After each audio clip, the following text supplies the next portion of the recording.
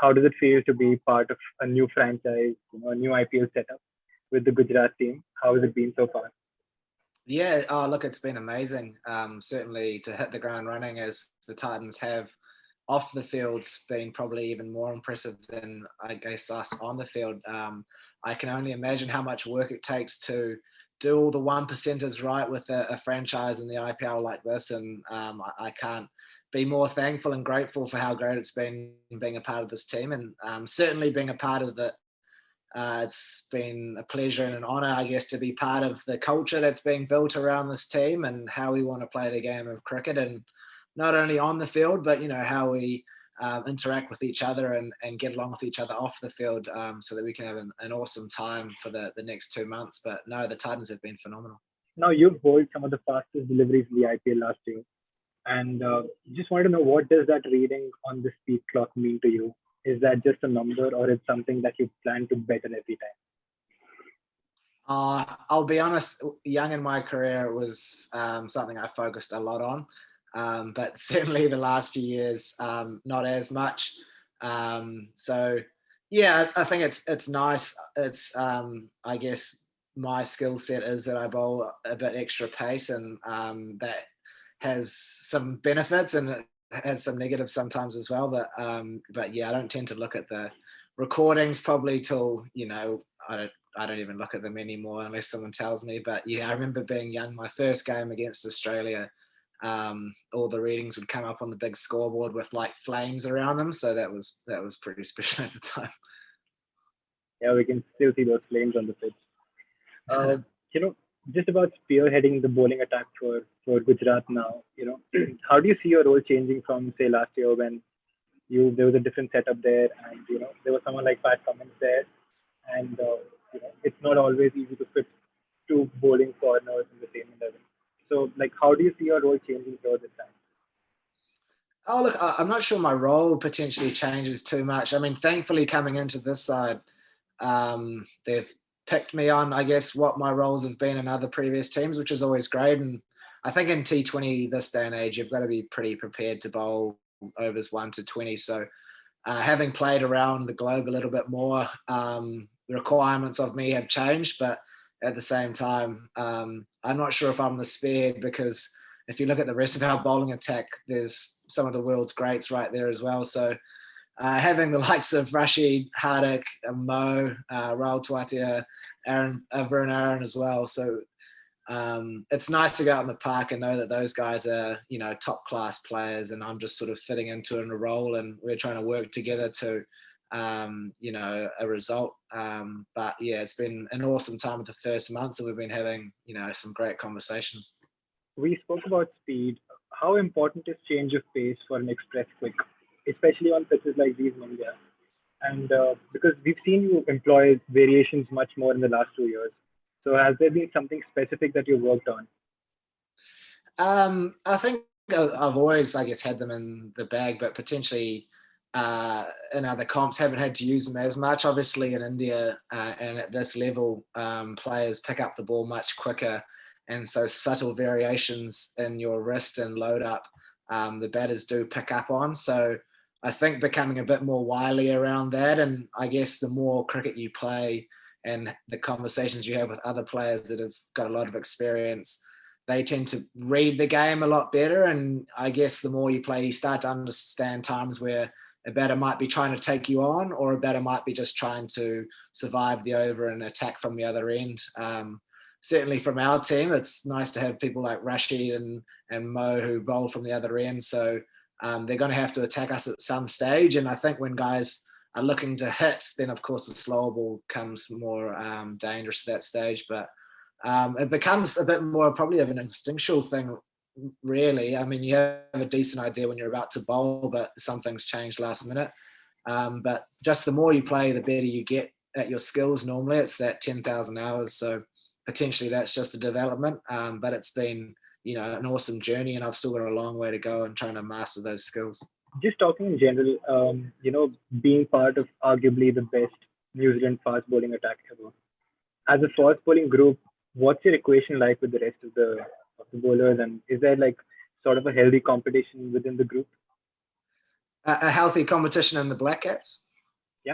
Yeah, for sure. I think when you've got a lot of depth in the country for your role, then you tend to have people biting at your ankles wanting to play for the country, and that makes you work harder and strive to be better. And I think that that's the best thing that's probably happened to New Zealand, is that we do have that depth now, that if you have a few bad games, then there's someone who's been working really hard to try fill your spot. So with that competition comes, harder work and better performances. I think one thing we do really well within New Zealand is celebrate each other's success, and every team I guess I come into, I think that's a big part of a bowling group and a batting group, to be fair too. But the more you can celebrate each other's success, it might be my day today, but it might be my teammates tomorrow, and that's, I think, the sign of a good bowling attack, where each game there's a different player stepping up and taking the wickets.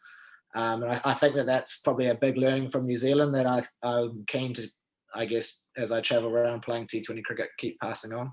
As a leader, what sort of inputs does someone like Kane Williamson give while setting fields or bowling to a plan? Is there freedom to do your own thing, or is it, you have to follow sort of an existing plan?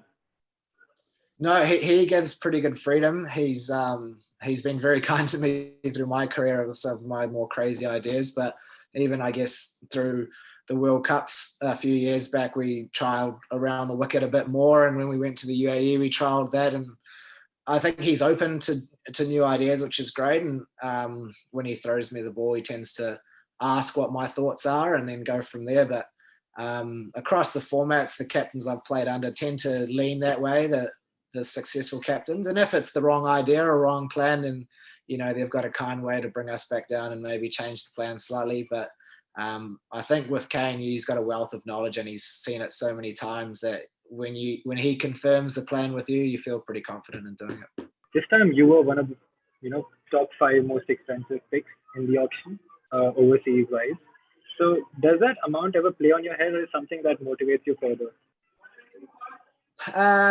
Look, I think it naturally comes with some pressures to want to do well, but certainly when you fit into the team, those numbers aren't as important as, I guess, trying to create impact for the team and trying to have wins with the group of mates that you're playing with. And the culture and the family we've created quite quickly around the Titans has been amazing.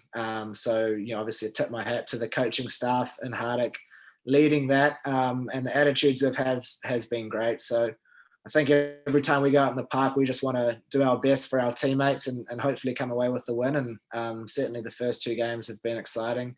But of course, there's a very long way to go. So back to the drawing board, and we'll go again on Friday. Obviously, with fast bowling, there's this lingering danger of picking up injuries. How disappointing was it to miss out on the T20 World Cup last year? And how do you mentally replenish yourself after such setbacks? Yeah, it is. It's exactly right. It's a big part of the job. Sometimes you think you're doing everything you possibly can off the park to stay fit, but injuries do happen. It's the nature of, I guess, pushing your body to the very limits.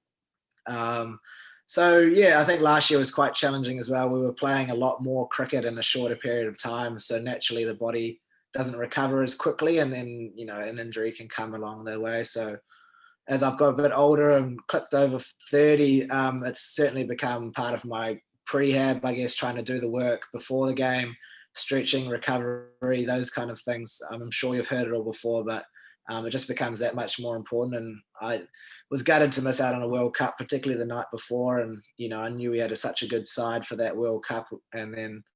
But having said that, to sit on the sidelines and watch how the boys played, it was pretty special as well. And, I'm very proud of how the lads went all the way to the end. Have you ever thought of, sort of compromising on speed to cut down on injuries, or, as you go further, prolong your career? Not right now. I think that I might not get picked if I start bowling slow. So I've got to weigh that up as well. But yeah, I guess it's just I've loved bowling quick, and I think that I've built my game around that. So if I was to change that, then my game plan and my skill set might have to change with that too. So while I'm, still relatively fit and playing, I want to keep doing it as long as I can. So perhaps in a few years' time, ask me that question again. But at this stage, I'm still very keen to keep doing what I'm doing.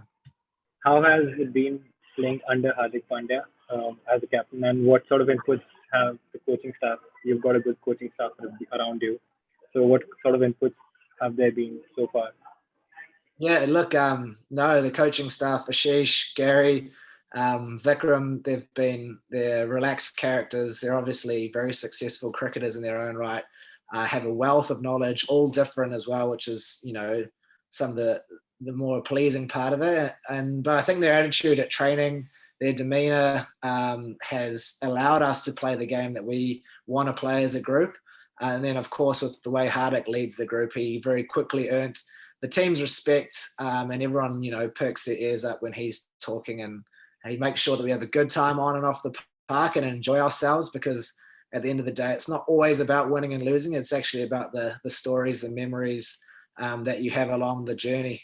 So I think that attitude in the family we have created quite quickly with the Titans has been great. But very much that comes down to, the coaching staff with Ashish and Gary and Vic and Hardik as well. So it's been a fun few weeks, and I'm looking forward to the sort of next, 6 or so weeks till the finals day. So yeah,